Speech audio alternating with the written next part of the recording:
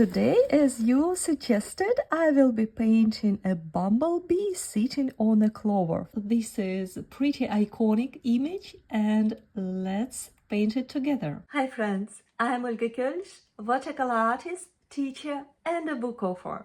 Welcome to my studio. Before we jump into painting, let's find places for our two heroes. That will be clover flower and of course bumblebee, and we will paint in slightly larger scale. So firstly this head part and the bottom part, just round shapes. You can correct them later.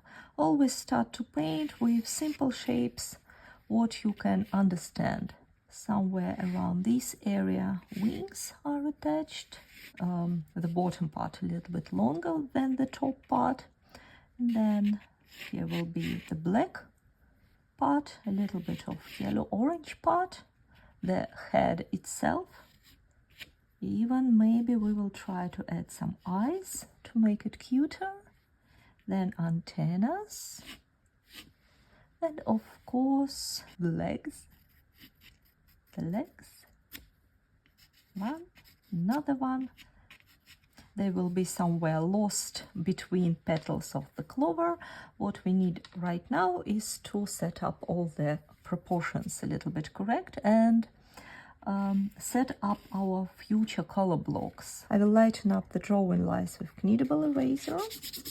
I have already some paints in purple from purple group, which I will use for clover, and I already have different paints squeezed on my plate, on my palette for bumblebee. What we will get is something like this color-wise. I dilute my purple. It's quinacridone magenta, quinacridone violet.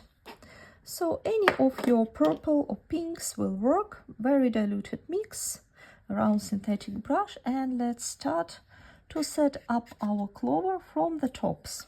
And with tip of the brush, I'm arranging brush strokes for my clover.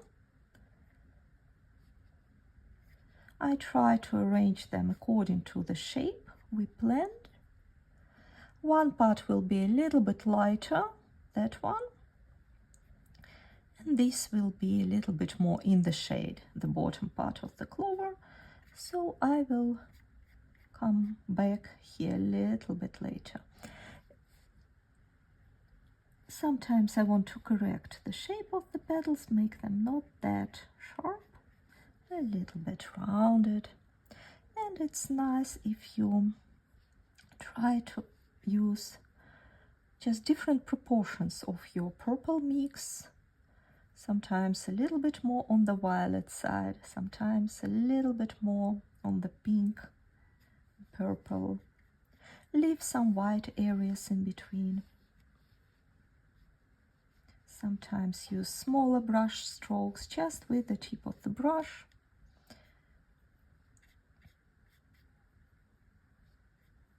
And the more we move towards the bottom, the more brighter and bolder your mix, my mix should be. Like this. Smaller brush strokes. We will add a little bit more of details once the surface is dry. Add some fluffiness.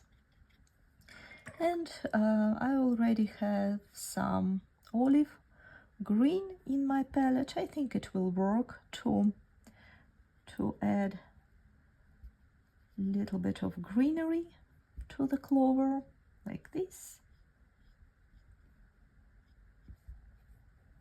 Maybe a couple of strokes. Let them all mix, let them all flow. Now I can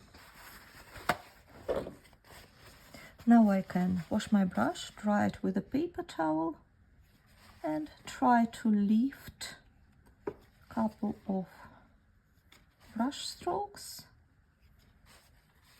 and on the opposite, I can add at the wet paper, I can add more of bolder brush strokes. A little bit more dry mix, and this is how we create in the idea of big, fluffy, multi-petal clover. And don't forget to, here and there, shift your brush from painting with body to painting with the tip. I would like to add a little bit more of purple touch. Always nice to have some variety in colors and brush strokes. I'm thinking to add a touch of yellow somewhere to the middle parts, to the light part. A couple of yellow brush strokes, which will imitate pollens, and also it will connect us with our bumblebee.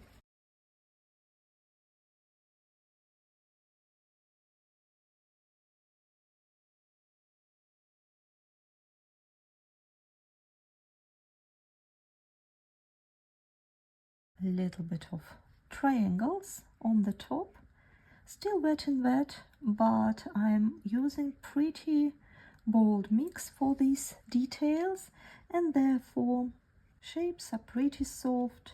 So for the bumblebee, I will use a little bit different strategy. I will firstly glaze the body of my bumblebee, future bumblebee. I will mix burnt sienna with yellow to get more deep orange paint, and let's see how it will work. So I start firstly with pretty light mix. I start to set up the body. The bumblebee, I can use tip of my brush when I paint a little bit outside of this wash to add more the idea of this fur, how it is for bumblebees. Firstly, I will paint only yellow parts, because we can paint dark on the top of lights, lighter colors, but the other way will be a bit complicated. Something very, very fluffy, dynamic. I can dry my brush. With dry brush, I can create really nice borders for the body. Now I would like to use a little bit more intense of my burnt sienna. Firstly, a little bit more on the bottom, around the wings. We have been watching with kids Mr. Bean and the Bee series recently, and there is the cutest bumblebee ever. So I would like to recreate this one. Small little brush strokes, very, very bold mix, very creamy, almost no water in the mix and in my brush, therefore we can arrange nicely brush strokes even in wet mix. Okay, now comes another part, the black one, and I don't want to paint in black, therefore I will use sepia, and again I will mix it with burnt sienna. I even might add a hint of ultramarine blue to make it deeper, darker and more purple. So pick up any of your dark brown colors. Now I remove water onto paper towel, and I paint around the black areas.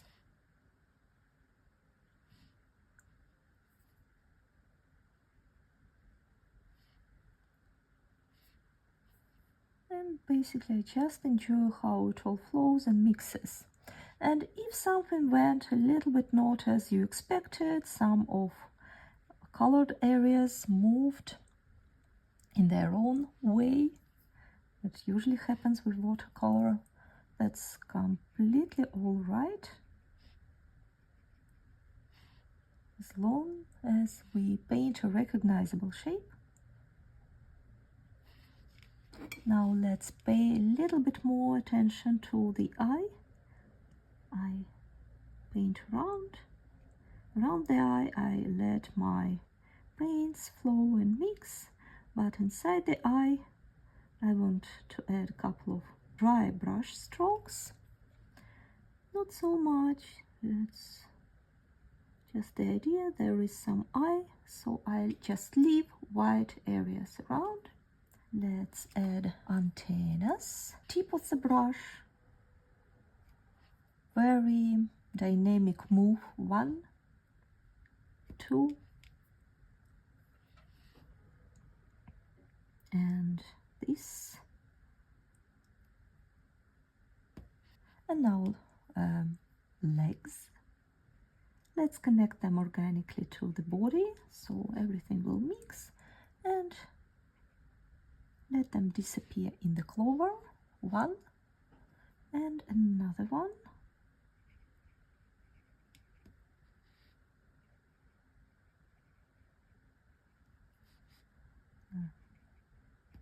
Same way. You can add with the tip of the brush, you can add a little bit of details around, like this. I will grab the same purple mix we had for clover, and our bumblebee has grayish bottom, but I think would be nice to use same colors as we use for clover. That will all feel more connected. Something like this. And with dry flattened brush, I will drag out water mixes outside, so to create this fluffy texture. Now let's see what we can add. I would like to add a little bit more of darkness in between, especially in this bottom area. Dry brush strokes, almost dry brush strokes.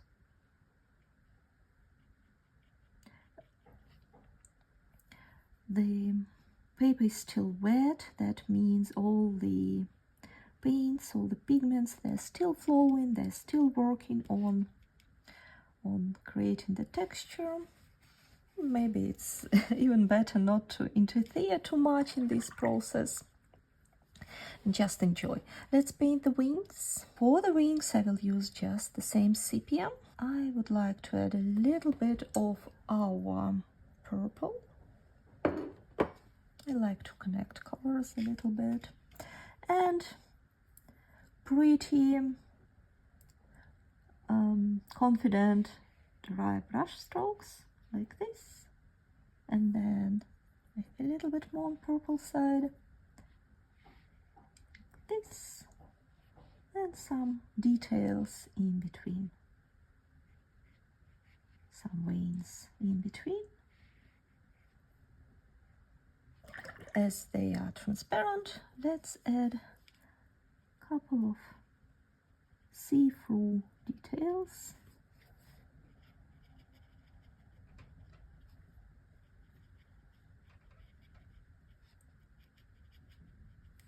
And sometimes you can just use tip of the brush, clean brush, and soften the edge a little bit. I like the feeling when watercolor flows slightly around. So now we painted the wings. Now let's have a look. Let's check the clover. I might add just a couple of dry brush strokes on the top. Make sure it is dry. If you would like to learn painting watercolor with me in more depth way, I invite you to join my watercolor courses. You will find with the link in the description. Some smaller details.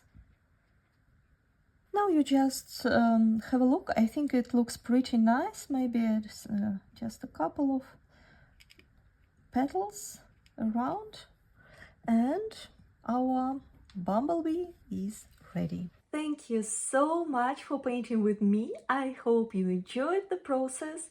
I'm looking forward to know what would you like to paint next. See you soon. Bye bye.